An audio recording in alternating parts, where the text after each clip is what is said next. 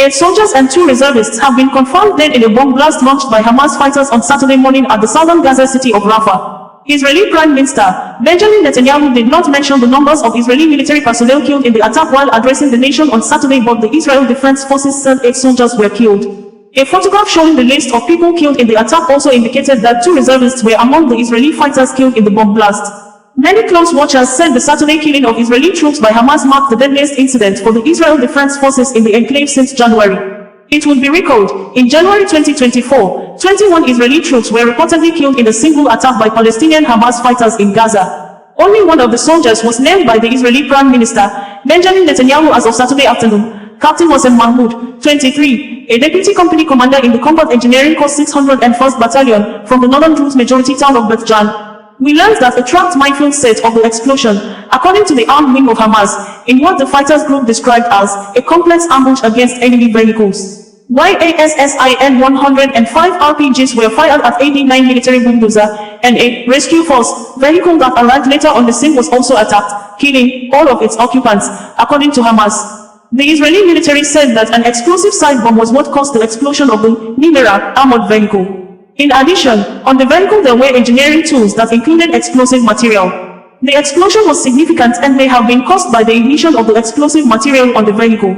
All this is not supposed to happen and therefore the incident is being examined, Israeli forces said. The explosion occurred near Gaza's far southern city of Rafah, where troops are engaged in fierce street battles with Palestinian resistance group known as Hamas. Israeli army data indicated that the number of soldiers killed since October 7, 2023 has risen to 658, including 306 since the ground invasion began. Prime Minister Benjamin Netanyahu, on Saturday evening during the nationwide broadcast said as reported verbatim below, "Citizens of Israel, today we paid a heart-rending price in our just war in defense of our homeland.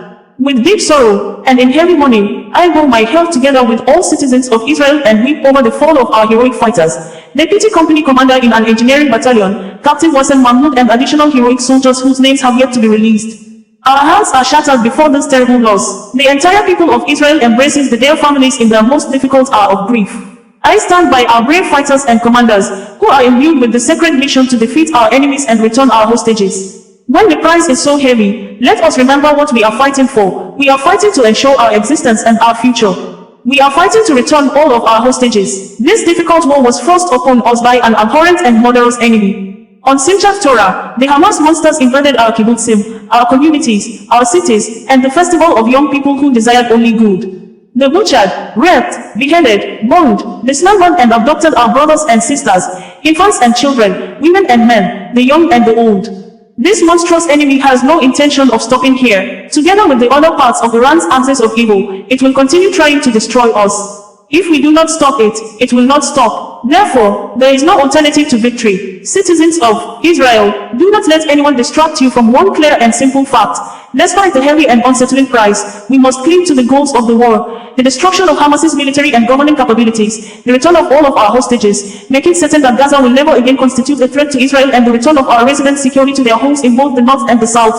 We are in the midst of a very difficult war. The war is being conducted on several fronts, including the international front. We are ready for many additional challenges. It is at this time that we must show our people strength of spirit, thanks to which we have overcome all of our enemies.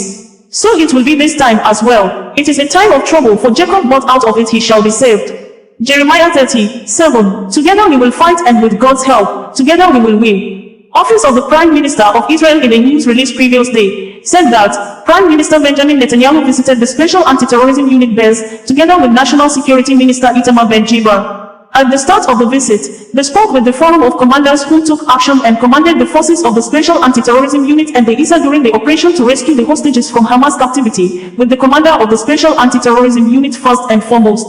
Special Anti-Terrorism Unit Commander H. briefed Prime Minister Netanyahu and National Security Minister Ben-Gvir on the stages of the operation and the cooperation between IDF and ISA fighters. They then held an additional dialogue with the command staff, Israel Police Inspector General Yaakov Shabtai, the Prime Minister's Military Secretary, Major General Roman Goffman, and Border Police Commander Brik Yitzhak also participated in the visit. Prime Minister Netanyahu, at the conclusion of the visit, said in quote, "I am here at the Special Anti-Terrorism Unit base. I just met with our amazing fighters who rescued the hostages from the jaws of the enemy. Unfortunately, this heroic operation claimed the life of fighter and commander, and wonderful human being, Alon Zamora, of blessed memory. We have named the operation after him, Operation Arno. I saw the fighters, I saw the determination, heroism and devotion to the mission in their eyes. The same heroism, determination and devotion to the mission will enable us to overcome our enemies in both the south and the north, and restore the residents securely to their homes. Prime Minister Netanyahu to the fighters of the Special Anti-Terrorism Unit. You reflect the stature of the entire people, and you have shown that we are ready to do whatever is necessary to rescue our hostages. When this reaches the moment of truth, when it rises to the fore, and in the end comes to me for a decision, I think about the entire chain, but in the end, I come to you. I look at you, the commander of the Special Anti-Terrorism Unit, and I see ready, or not ready, whether you have doubts or hesitation, because if there is even a drop of hesitation, the operation will not be carried out.